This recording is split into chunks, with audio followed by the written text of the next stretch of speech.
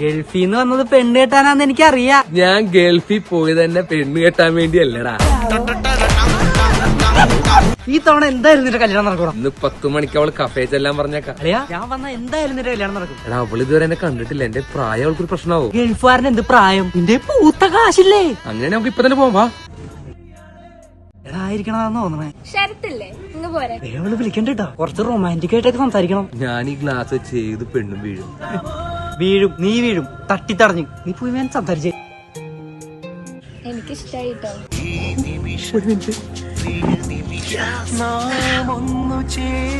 Uncle അങ്കിളിനെ വിളിക്കൂ. എവിടെ പരിചയപ്പെടാൻ വിളിക്കൂ. ഇതല്ല അങ്ങളെ തന്നെ വിളിച്ചേ. ഞാനാ? അതാണല്ലോ ചെറുക്കൻ. ആള് ഇൻട്രോവേർട്ട് ആണല്ലേ? അവനല്ല, ഞാനാ. അല്ല അറിയാം, ആളുടെ അങ്കിളല്ലേ? ഞാൻ സത്യം പറയട്ടെ, ഞാൻ അങ്കിളല്ല. എനിക്ക് വലിയ പ്രായമില്ല, 35 വയസ്സേ ഉള്ളൂ. എന്റെ അച്ഛന്റെ പ്രായം. എന്റെ അച്ഛന്റെ കൂടെ പഠിച്ചാ എന്റെ പ്രായമുള്ള ഒരു മോളുണ്ടാവുമല്ലോ. പ്രഷർ കുറഞ്ഞോ? ഒന്നുമില്ല. അങ്കിളെ നിന്നെ കണ്ണട വെച്ചേക്കുന്നത്? കണ്ണിന്റെ ഓപ്പറേഷൻ കഴിഞ്ഞോ? അല്ല, അത് ഞാൻ സ്റ്റൈൽ വെച്ചതാ. ചെറുക്കനെ ഇങ്ങോട്ട് വിളിക്കും. ഞാൻ നിനക്ക് ചായ പറയട്ടെ? ചായ വേണ്ട, ഞാൻ ഷുഗർ കട്ടാണ്.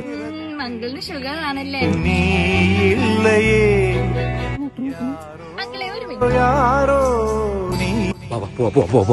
സെറ്റാ? നീ ഇന്ന് തന്നെ ദുബായിക്ക് ടിക്കറ്റ് വെക്കണം കേട്ടോ. എന്തിനാ? അപ്പൊ നിന്റെ കല്യാണോ? ലോകത്ത് പെണ്ണിന്റെ ജീവിക്കാൻ പറ്റുള്ളൂ. ഒരു മിനിറ്റ്.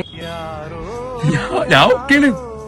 എനിക്ക് ഇനി നീ കണ്ണട വെച്ചോ. അവള് പറയാ അവളുടെ അച്ഛന്റെ പ്രായം എനിക്കുണ്ടത്. അവൾക്ക് നിന്നെ ഇഷ്ടപ്പെട്ടത്. എനിക്ക് പെണ്ണ് കിട്ടിയോ? ഇതൊക്കെ എപ്പേ? അപ്പൊ നീ ഞങ്ങളുടെ കല്യാണത്തിന് വരില്ലേ?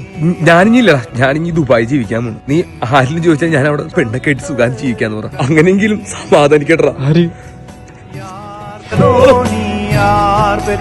மகனோ இந்த